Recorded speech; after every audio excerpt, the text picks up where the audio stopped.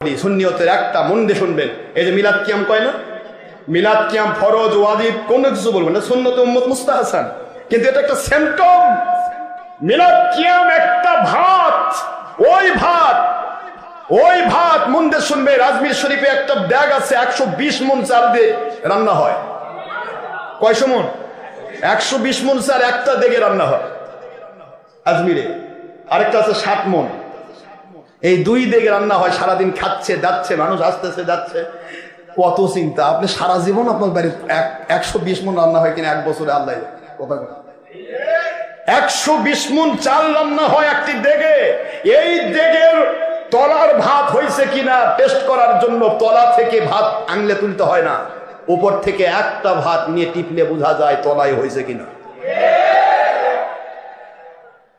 চাল কতখানি আছে? 120 মণ চালের ভাত হয়েছে কিনা তা টেস্ট করার জন্য কয়টা ভাত টিপা লাগে?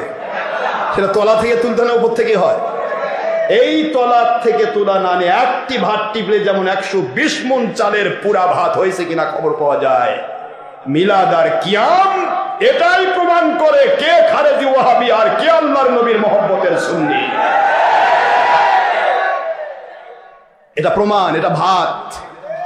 আপনি একটা মিলাদ পড়া মুনশিক বলবেন ভাই নবী কিসের, ওই কিয়ামত পর্যন্ত ওর জান ওর বুলেট মারবেন, ও বলবে না যে নবী মাটির মানুষ, কিয়ামত হয়ে যাবে।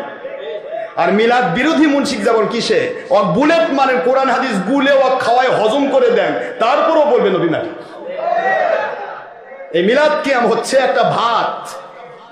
ইসলামী শরীয়তে কোন মুনশিটা হক আর কোন মুনশিটা বাতিল, এই হক আর বাতিল প্রমাণের প্রথম সেন্টন টিপানে ভাতের নাম মিলাদ আর কিয়াম। এটা বুঝতে হবে।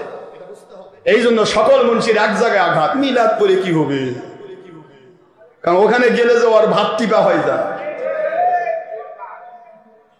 মিলাদ কিয়াম যে আলেম করবে, ওই আলেম কোনদিন নবীকে আমাদের মতো বলবে না, বড় ভাইয়ের মতো বলবে না। ও কোনদিন নবীকে বলবে না আমি আমার নবী 40 বছরের নবী। আরে 40 বছরের নবুয়ত প্রকাশ পেয়েছে বেটা, নবুয়তের আনুষ্ঠানিকতা। 40 বছর বয়সে নবুয়ত নয়, এটা রিসালাত।